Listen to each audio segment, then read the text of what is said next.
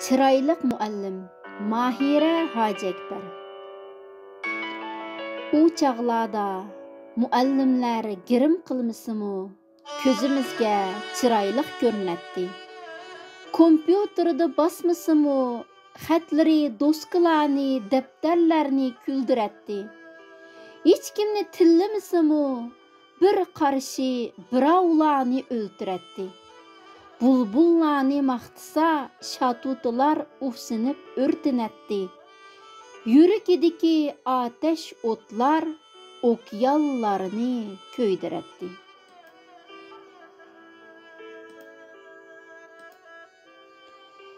Biz ulardan ügendik çıraylık sözleşni, çıraylık yizishni, lokmamizni pakiz yeyishni, kimge nimini qandaq deyishni, özümüzge yaraşqan kiyimlerini kiyishni, çıraylık külüşni, çıraylık yığlaşni, ming samandın bir dal danni ilgaşni, kitapni nan çaynagandek okushni, yıkılgan yerden çıraylık kopishni, kimlerini unutup, kimlerini söyüşni, yağmur yakkan külleri aptapni kütüşni, mecruhlarının aldıdın sel aksaqlap ötüşni.